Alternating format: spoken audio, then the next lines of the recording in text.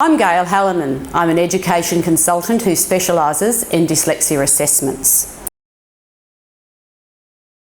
I believe that dyslexia is a difference. That's my definition for dyslexia. People who are dyslexic think differently, so they need to learn differently. As simple as that. I taught for 25 years as a primary school teacher, both in the state system and the Catholic system. And always in my classes, there are a group of children who are unable to achieve an appropriate level in literacy development.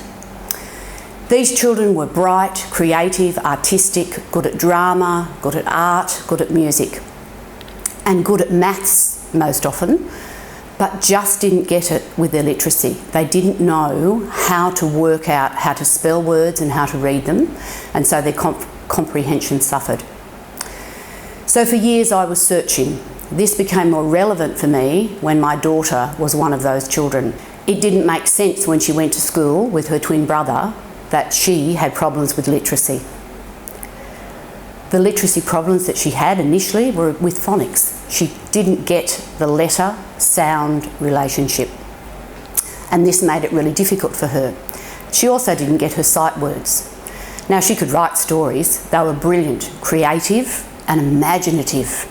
She took you into a world that other people couldn't go to, but there was no punctuation and the spelling was atrocious. I worked very hard to make it right for Cassie, but I didn't know how. You can imagine my frustration as a mother and a teacher. I didn't have the answer for my daughter. As a teacher, I was never taught about dyslexia. I didn't know about it, and it's very important to become aware of it. For classroom teachers, there are very simple methods that can help the dyslexic child in the classroom, and I learnt those methods. In 2010, I branched out into assessments. Why did we want to do assessments? We wanted to make it easier for parents to know, yes or no, whether their children were dyslexics.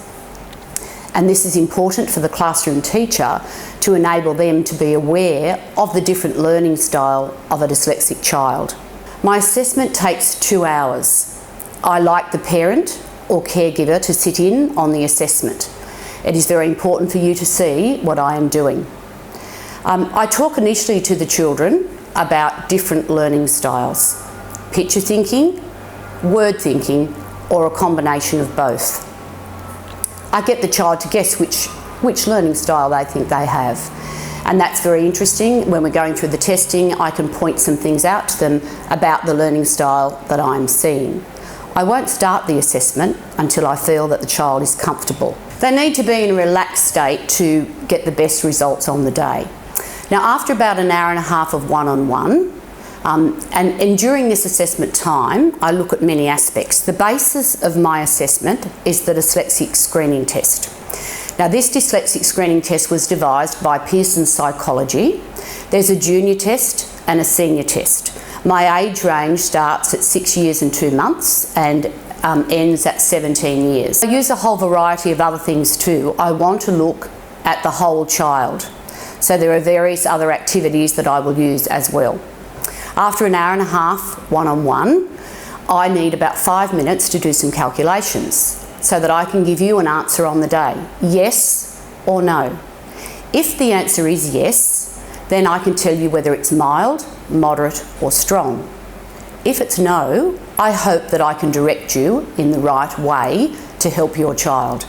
If it is yes on the day, after we've had a discussion about the results, I then talk to the children about what dyslexia means. What does it mean to be dyslexic? I talk to them about the gift of dyslexia. I tell them about the famous creative people in our world who are dyslexic and who have changed and moulded and shaped our world, and I tell them that they belong to that group. So what I want your child to feel is positive when they leave me. This assessment is meant to be a positive experience. I get a report to you within 2 weeks of the assessment. In that report, I analyse all the data I've taken. So I'm looking at the dyslexic screening test results, but I also look at any other testing that I've done as well. I then make school recommendations in that assessment. Now, these recommendations are really important for a classroom teacher. They're practical, they're simple ways for a teacher to be able to accommodate a dyslexic child in their classroom. The recommendation I will make to you as a parent is to do a multisensory non-phonics program, and I will recommend a program for you. The cost varies between $300 and $500 for both the assessment and the report. Unfortunately, because I'm an education consultant and not a medical consultant, my fee is not refundable with Medicare or any health fund. If your child is having difficulty with phonics, so they don't get the letter-sound relationship, or if they're having trouble with their sight words, this is a major part of my assessment that I'm looking at. They might mix up words like of, for and from, or the and a. One of the questions that I ask is, does your child have difficulty with sight words, and do they have difficulty with phonics? In terms of getting testing done at school, your school counsellor is more likely to do IQ testing rather than dyslexic screening test. They have access to the WISC and the Wyatt, and they're the sorts of tests that they would do in a school setting. They're not likely to do a screening test for you for dyslexia. The dyslexic screening test is not a formal diagnosis. As an education consultant, I can't give you a formal diagnosis, but you don't need a formal diagnosis to have dyslexia acknowledged in the school system. They just need to be aware, and they will recognise from the screening test that your child is dyslexic. You don't need the formal diagnosis. If you would like a formal diagnosis, then you would need to go to a psychologist, and you would need to ask specifically for a formal diagnosis in dyslexia. The benefit in having your child screened to know whether they are dyslexic or not is an awareness factor. You can go to school and you can say, my child thinks differently, so they need to learn differently, and the learning environment needs to accommodate that. In my recommendations to school, I ask the teacher to be aware of the child. I also ask for things like extra time in exams, for time out during exam time, and if necessary, for a reader or a writer for a child who is dyslexic. Sometimes we don't like to name or put a label on a child. I don't see dyslexia as an inadvertent label in any way. My approach to the children is that they have a gift. When they walk away from my office, from my assessment, they feel happy. They understand that for the past few years, and for some it's a few years and for some it's many, that they're not dumb, that they don't have a disability, they have the gift of dyslexia, which has caused a learning difficulty for them, a learning difficulty usually associated with literacy. If you're wondering about your child and wondering whether they are dyslexic, these are the things to look for. Are they creative? Do you really believe that they're innately intelligent? Are they creative in the form of art, music, sport, drama? They might be really good at maths, but they have an issue with literacy. And it mightn't be all aspects of literacy. They might love reading, but they might not be able to decode. They might not comprehend what they're reading. They might have issues with phonics in trying to sound things out, and they always have problems with the sight words. There are those little words that they just cannot deal with, and that's because they can't see them. For some children, they become very anxious. They can be at school in a classroom situation, and they can be asked to read aloud. That can send them into an absolute turmoil. So the anxiety can be a real sign of dyslexia.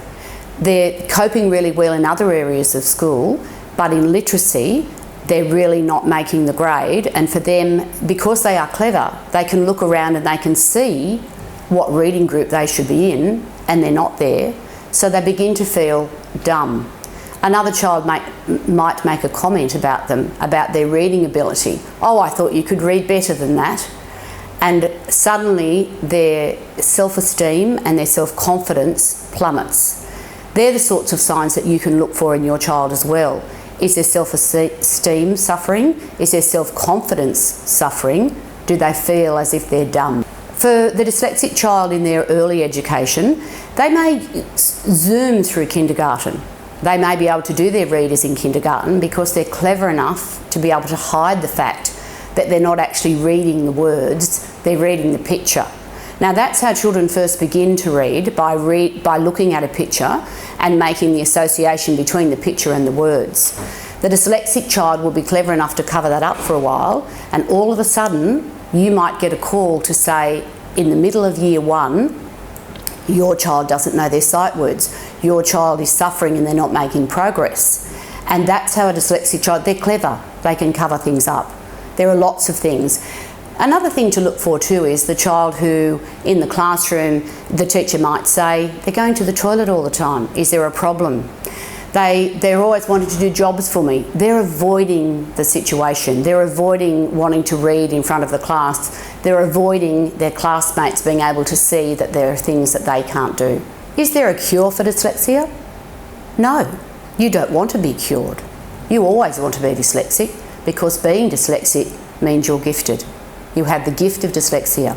There's a correction for dyslexia. You can do a program that will enhance your abilities and enhance your creativity. You don't need to be cured.